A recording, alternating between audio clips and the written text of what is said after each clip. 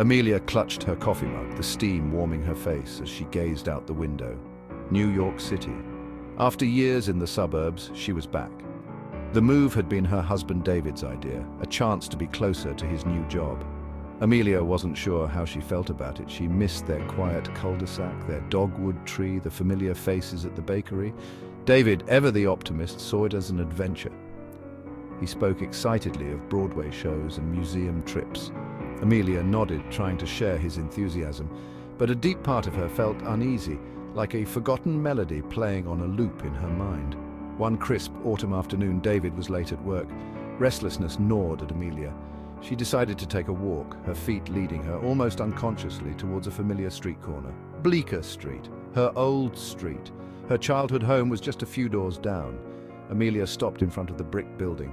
Its facade weathered but proud, a wave of nostalgia washed over her, memories flooding back. Hopscotch on the sidewalk, the smell of her mother's baking, the creak of the old oak tree in the backyard. For a moment, she was a child again, carefree and happy. Hesitantly, Amelia climbed the front steps. The railing, once a gleaming white, was now chipped and peeling. She rang the bell, a little surprised to find it still worked. Moments later, the door creaked open, revealing a tiny bird-like woman with a cloud of white hair. "Yes," the woman inquired, her voice surprisingly strong.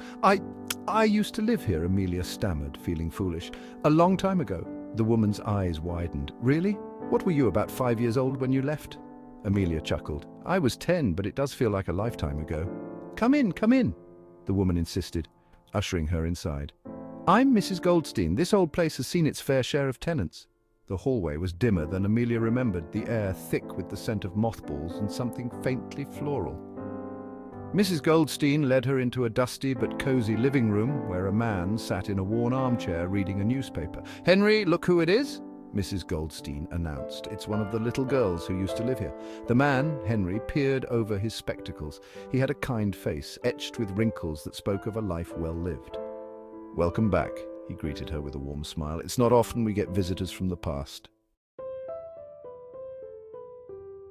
Amelia found herself opening up to the Goldsteins, sharing stories of her childhood in the house.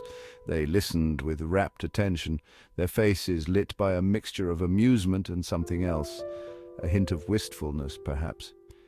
"You know," Mrs. Goldstein remarked, her voice soft, "we never had children of our own.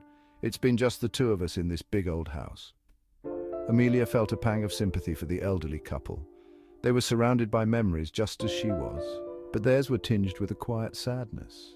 She began visiting them regularly, bringing homemade cookies or a bouquet of flowers from the corner deli. Sometimes she helped Mrs. Goldstein with the groceries, their fingers brushing as they unpacked cartons of milk and loaves of bread.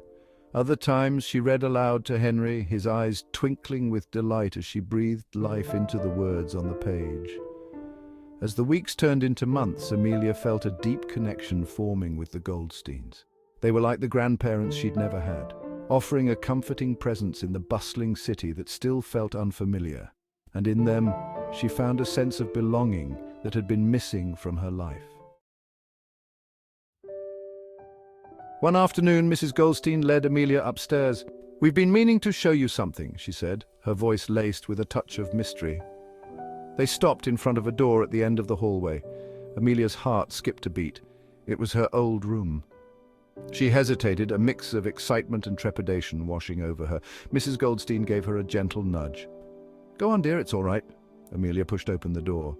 The room was bathed in sunlight, the air fresh and clean. Gone were the heavy drapes and the faded floral wallpaper. In their place were sheer white curtains that danced in the breeze and walls painted a soft, buttery yellow. The old iron bed frame was still there, but it was adorned with a cheerful quilt and plump pillows. On the nightstand sat a vase filled with fresh daisies. It was her room, but transformed. "We thought you might like it," Mrs. Goldstein said, her eyes shining with an almost childlike eagerness. Amelia turned to her, her voice thick with emotion. "It's beautiful," she whispered. Suddenly Amelie feels a shift. She looks at her hands and gasps. They're growing smaller. Her reflection in the dusty mirror shows a younger version of herself. Mrs. Goldstein watches in awe as Amelie regresses, years melting away like snow in the sun. The room seems to pulse with ancient magic, wrapping Amelie in its spell. Outside, Amelie's husband grows worried. He's been searching for her, and finally he finds himself at the door of this mysterious room. Mr. Goldstein, an old friend, arrives just in time to help. Together they muster the strength to push the heavy door open. Inside they find Mrs. Goldstein seated in a rocking chair, gently rocking a cooing baby Amelie. The scene is surreal, yet tender, a testament to the power of the room's enchantment. Amelie's husband stands there stunned as he watches his wife in her infant form. Mrs. Goldstein looks up, her eyes filled with understanding. She doesn't speak, but the soft coos of baby Amelie fill the room, echoing the magic that lingers in the air. In this room, time isn't just a concept, it's a living, breathing entity capable of twisting and turning in the most unexpected ways. The rocking chair creaks softly, a lullaby to the magic that has unfolded. So next time you step into a room full of memories, pause and listen closely. You never know what kind of magic might be waiting for you. Thanks for watching, and if you enjoyed this tale, don't forget to like and subscribe for more enchanted stories. Until next time, keep the magic alive.